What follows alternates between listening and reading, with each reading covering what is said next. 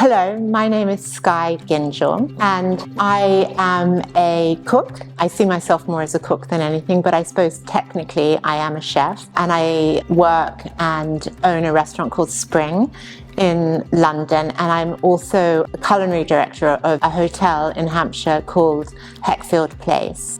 I actually got into food in a way accidentally.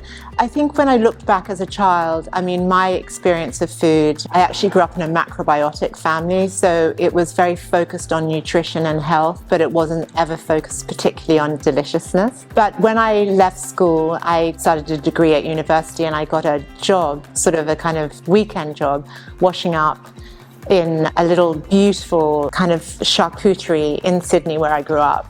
And I think I was really lucky because the woman who owned it, she's called Layla Sofi, she really took me under her wing, and she'd say things like, I'm going to make some puff pastry this afternoon. Would you like to come and stand next to me? And every time I did something, she really praised me and encouraged me.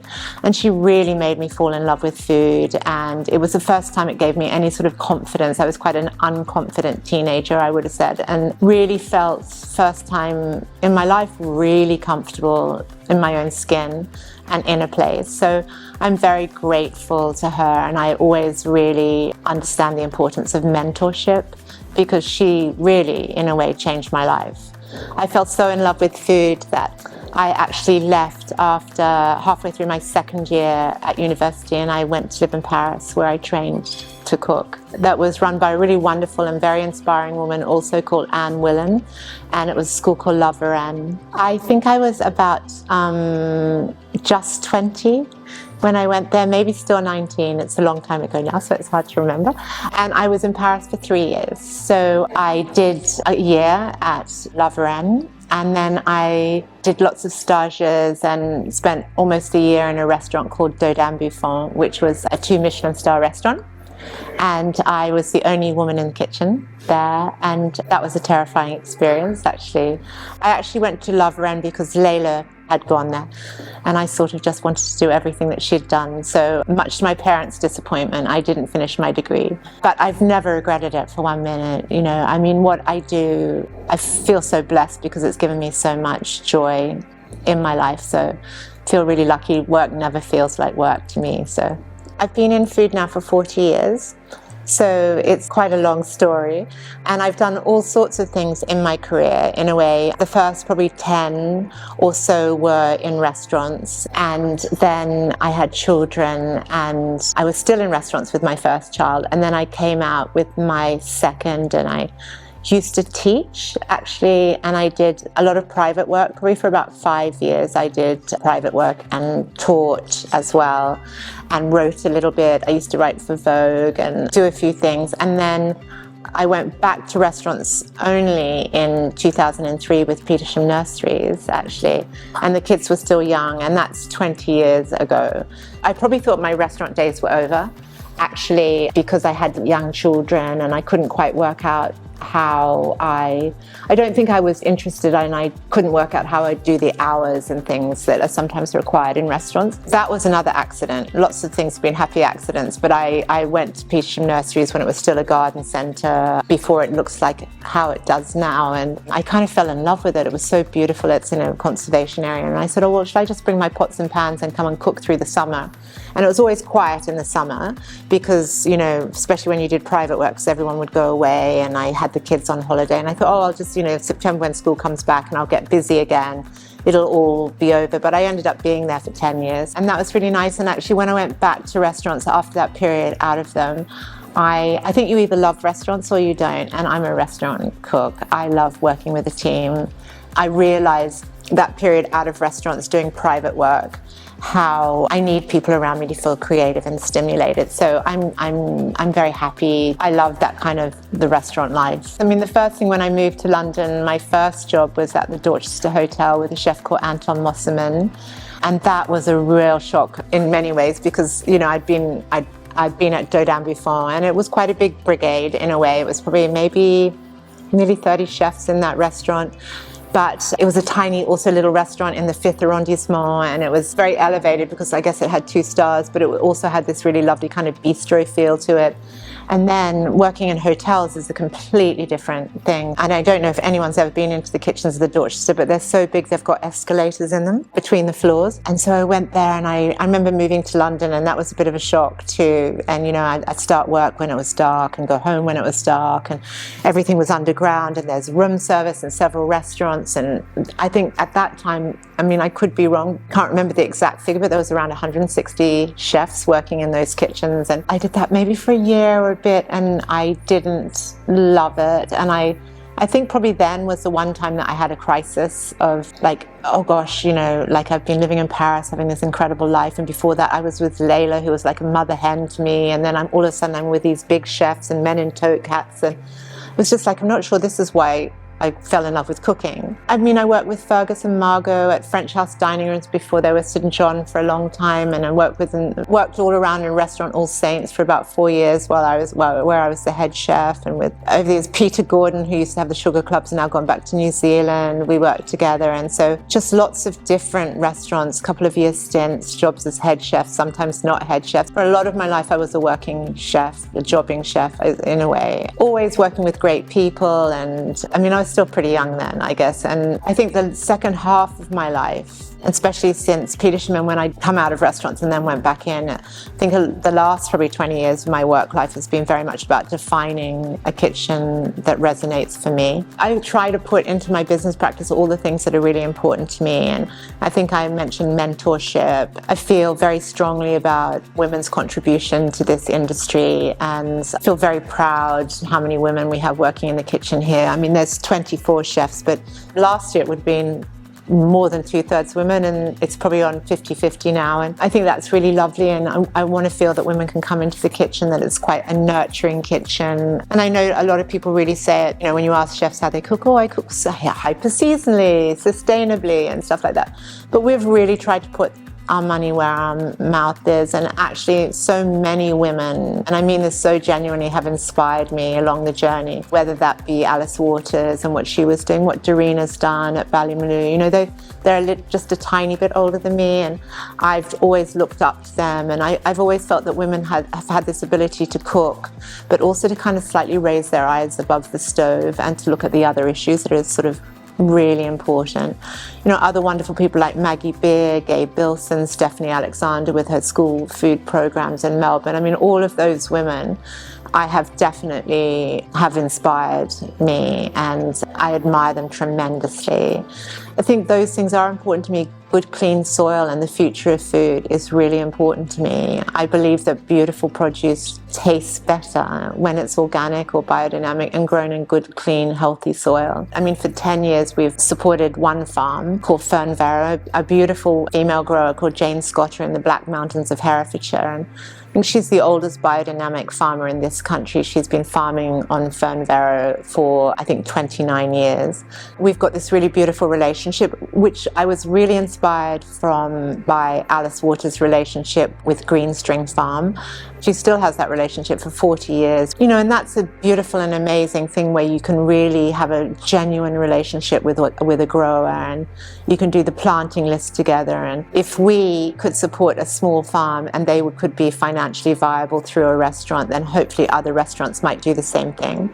And we're in our 10th year of that relationship, and I think we've both thrived. That's been an amazing relationship, and feel like she kind of provides the palettes of paints for me. So every plate of food is sort of 50-50 in a way, Jane and I, and had a terrible year last year, but that's working with farms. It's just it was a really bad growing year. The wet, and everything was so late. That was really tough. But I quite like working with a limited. I feel it makes me more creative. If I had a kind of list of 1,000 fruit and veg that I could work with, I feel like when it's really tight, and maybe sometimes some years the mulberries just don't come, or it's like you're really looking forward to those mulberries, but it's like, okay, I'll just savor them more when they come next year. If there's 2 kilos, we'll spin it into one ice cream and just enjoy it for a day. So that's been really, really important to me. And then I remember the first thing Jane said to me when I approached her, and she said, I just don't think our farm will grow enough for one West End restaurant.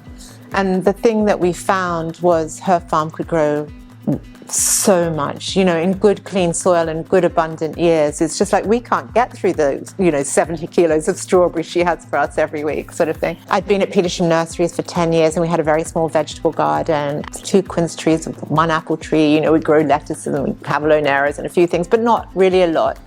And I just thought, I'm moving to the West End, and I thought I really want to have a relationship with the farm. The first thing we had to do was buy her a truck, because she had the oldest truck in the world that was literally tied together with string and she could hardly get down. And then over the years, we've built polytunnels on the farm. So we've really invested in her, and she really invests in us as well. And she also grows all the flowers for the restaurant as well, which is really lovely.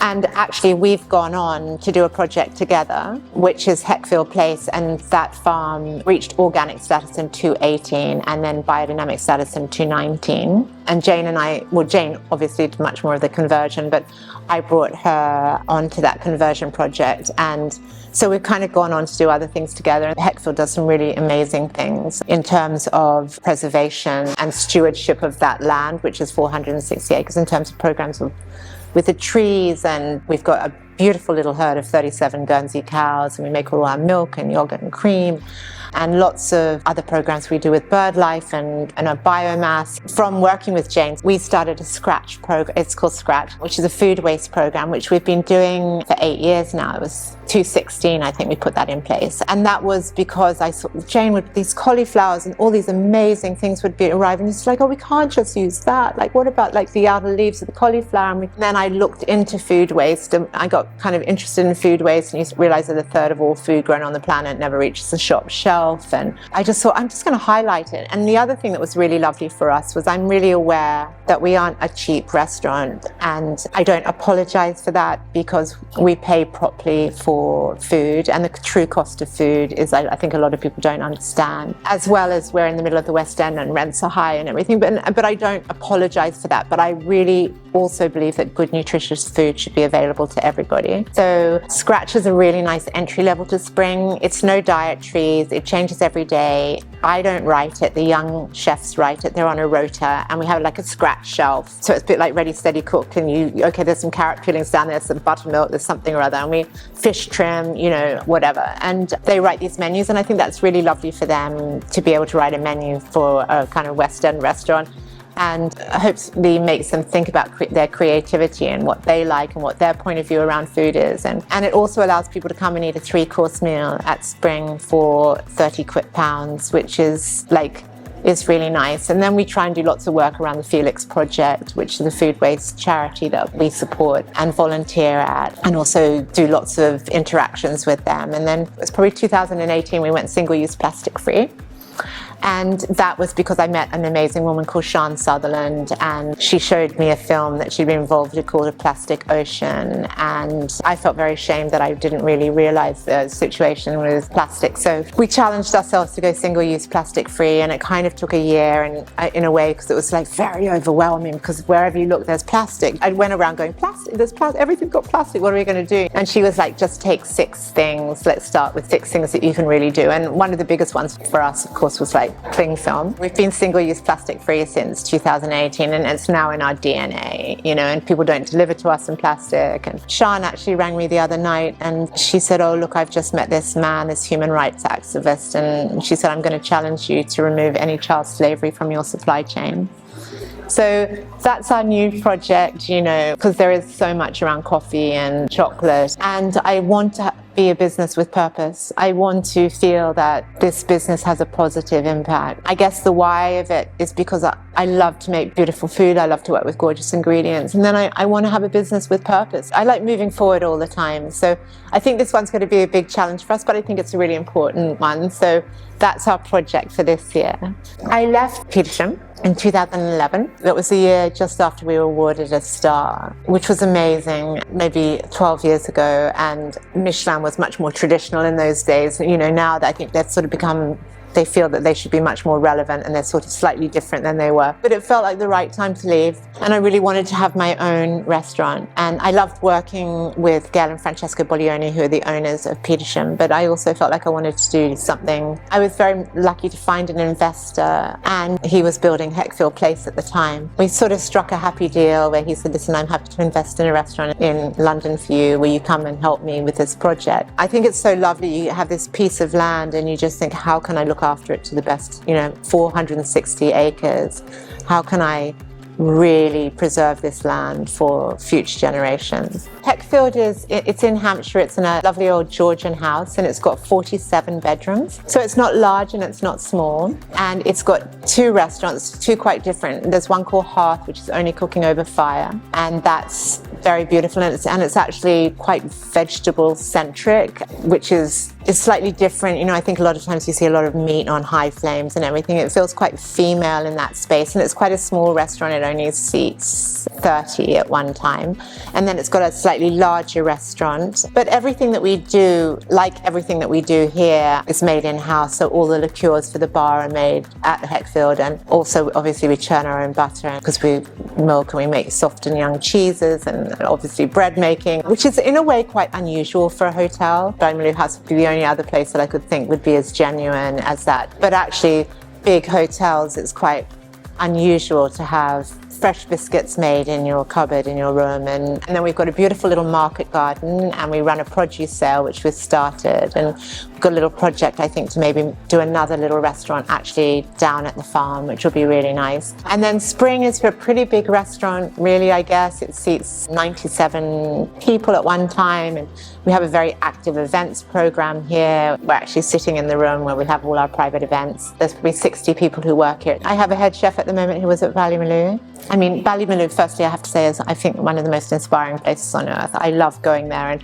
I'm always desperate hope that Rory or Dorina are going to invite me back to do something. And I've been there as a student as well. I actually first started making bread after a course I did with Chad Robertson from Tartine Bakery at Ballymaloe. Throughout the years, they'll write to me sometimes with a student, they'll go, oh, we've got someone, she's very keen to work in restaurants. We think Spring would be a great place for her. I honestly cannot count the amount of Ballymaloe students I've had over the years, but maybe 40, and right back from Petersham days. And I used to love it. It was so beautiful. And in those days too, which I know is funny, but it was 15 years ago, 16 years ago, you'd see the Ballymaloe students say, I just had this innate appreciation for the produce. And I always think knife skills, technique you can teach, but you cannot teach people to respect and love produce. And I think that's what Ballymaloe has always done so well. It's just such an incredible place to have a cookery school around where things are growing. There's probably 3 ex-Ballymaloe students in the kitchen now, and Eleanor, who was made head chef at the beginning of last year, she's been with me for 8 years, and she came straight after she graduated from Ballymaloe. So I feel like she's grown up here. She was very young when she came. It's always been an incredible pool of resources for me, and it's also not too chefy chefs, which is also nice, because I want to have a warm, inclusive, fun kitchen. We have to work really, really hard, but it should have a really nice, safe environment. My experience is essentially, I suppose, restaurants, and I know that a lot of people don't want to end up in restaurants. So I think it's really important to see what bit of food you're interested in and really kind of pursue that. And maybe that's a little bit about shopping around a little bit, being a little bit open. I mean, I've got lots of kids who actually come here and they go, I never intended to work in a restaurant. But then they're like, oh, I really like restaurants. So I mean, maybe give it a go. But then my bits of advice is find the restaurant that suits you, that you feel comfortable in. You should feel comfortable in a restaurant, and you should love what they're doing. And my last bit of advice is to say, because it is 40 years since I've been in the, I think it's all about pacing yourself too. Working in food is not a sprint, it's a marathon. So take your time, enjoy it, learn how to cook. One of the beautiful things is I still learn all the time. And that's amazing to be in a field of work where you get to learn all the time. And so be open, there's so much more to learn, and just enjoy it.